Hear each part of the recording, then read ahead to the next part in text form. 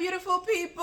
It's Wonderful Wednesday. I'm April Roll, your ER doctor online, and today's video is about Heart Failure Awareness Week. So, heart failure basically is a condition where your heart can no longer pump well enough to adequately distribute blood and oxygen to the rest of your body so that you can function as you normally do. Now, just to touch on it, the title heart failure, even though failure is in the word, it doesn't mean necessarily that your heart is done, it no longer functions at all, and there is no way of reversing or improving the condition. That's not what it means. There are many different types of heart failure. There are many different causes. There are many different stages. So in this video, I am going to be explaining all of that to you guys, giving you some of the causes, the risk factors, the signs and symptoms, and of course, ways that it can be treated. So, with the different types of causes of heart failure, there are many different types. You have multiple types of cardiomyopathies, you have valve disease, you have pericardial disease, you have pulmonary hypertension, but the most common that you may be aware of is from ischemic cardiomyopathy.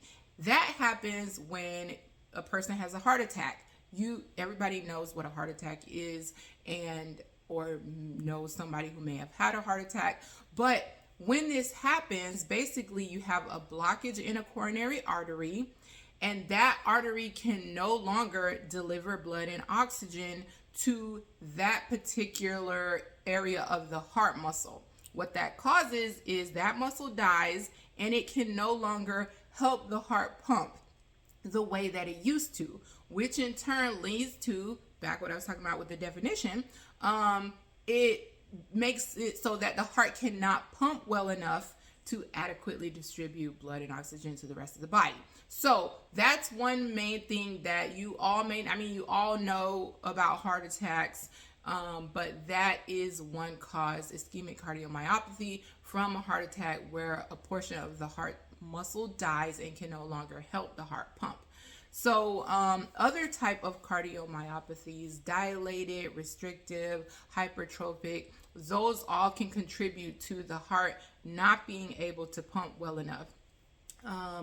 Sometimes it's divided up in right and left because we do have 4 chambers of the heart, 2 on the right, 2 on the left, and just for simple anatomy and physiology purposes, the right side of the heart is responsible for receiving blood from the body and pumping it to the lungs where it can pick up some oxygen, where then the left side of the heart, it receives blood from the lungs, newly oxygenated blood, and it then pumps that blood to the rest of the body so that your body can function well. So, as I said, the different causes of heart failure, on the right side, sometimes you can get heart failure from pulmonary hypertension. And if you can just think about it as high pressures in the lungs, the right side of the heart is trying to pump the blood to the lungs. But if you have high pressure in the lungs, that's going to cause it's going to make it harder for the right side to be able to pump.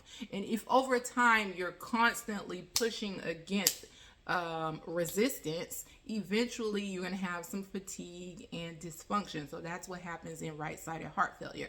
On the same token, valvular disease, and this is with both sides of the heart, but when you have a stiff valve, either on the right side of the heart or the left side of the heart, when those sides are trying to pump to the next step, to the next chamber, to the next whatever, through that valve, if the valve is stiff, again, it's meeting resistance. It's hard to pump against that resistance, and over time, it has dysfunction or develops dysfunction.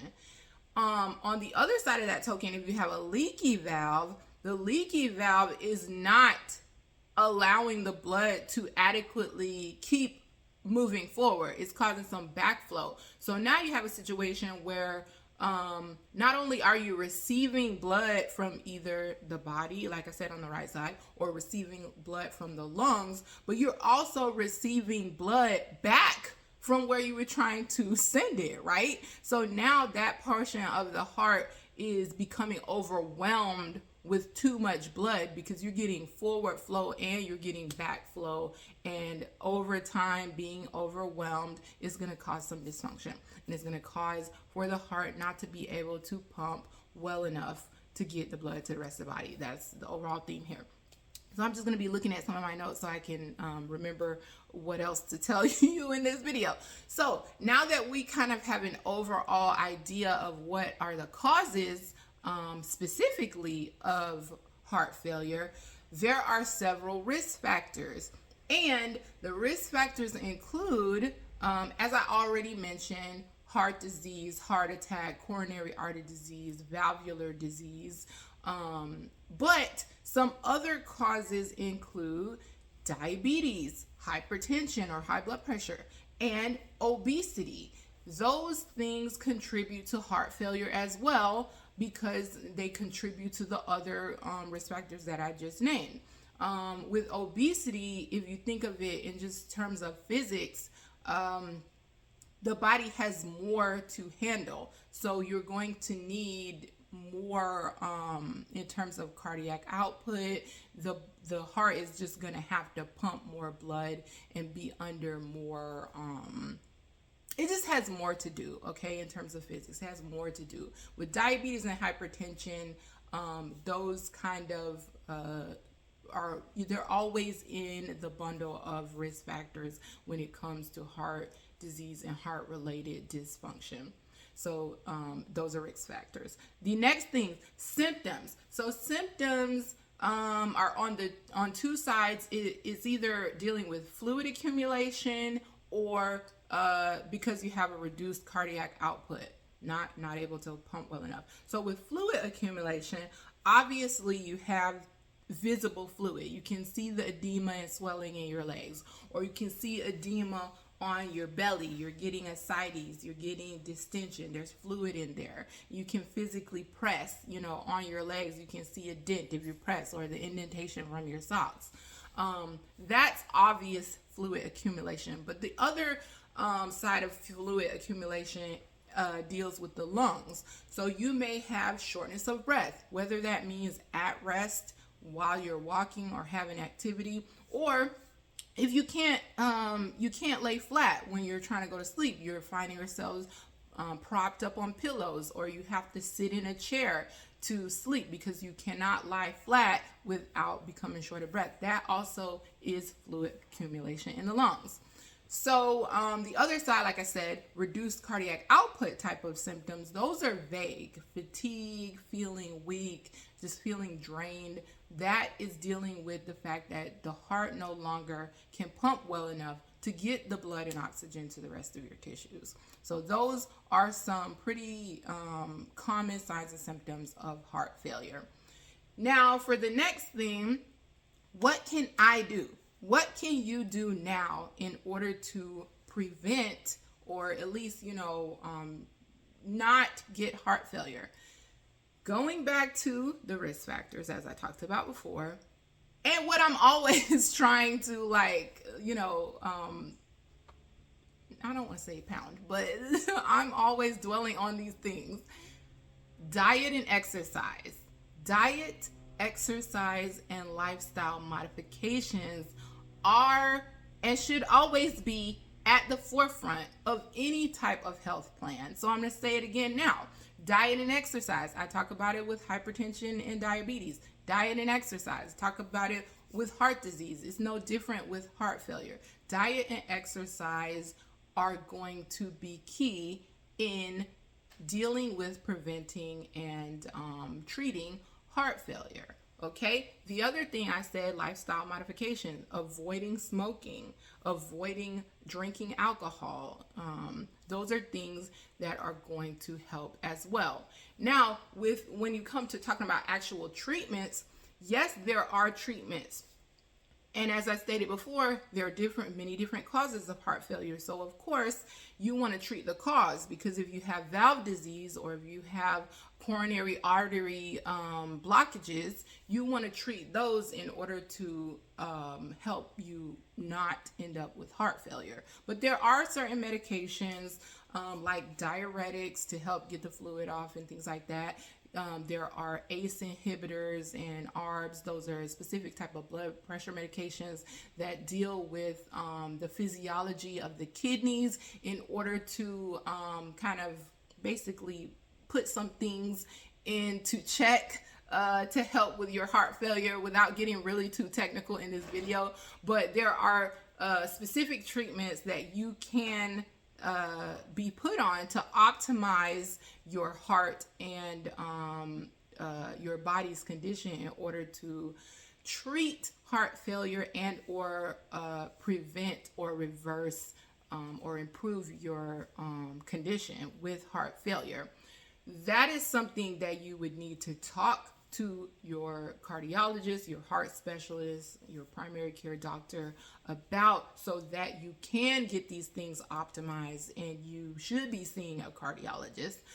But these are things that all of your doctors should be on the same page with.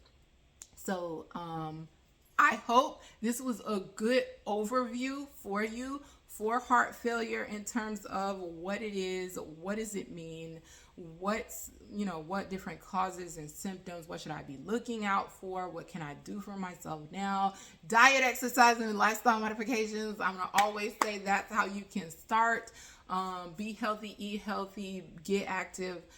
I'm always going to say that. But like I said, this is something where you should be having a discussion with your doctor, because there are tests that can be done to evaluate you for and diagnose heart failure. And again, there are medications that you would then need to be placed on to optimize your health if you have heart failure. Okay? Or even if you don't have heart failure, to prevent you from getting heart failure. So you see what I'm just saying. Diet, exercise, and lifestyle modifications, and discuss with your doctor so that you can get yourself in a healthy situation. If you like this video, please hit that like button. Please hit that subscribe button. Share this video with a friend, a family member, anyone that you love, because there's some good information in here. If you have any questions about heart failure, heart disease, any of the anything that I mentioned in this video, just put those questions in the comment section below. Or if you have any comments, put those comments in the comment section below. Also, if you have any requests for future Wonderful Wednesdays videos, because I do these videos on topics about health and wellness, emergency medicine conditions, anything that you want to hear. If you want to request a specific topic, put that in the comment section below. But as always, thank you for sharing this Wonderful Wednesday with me. Be blessed and stay healthy.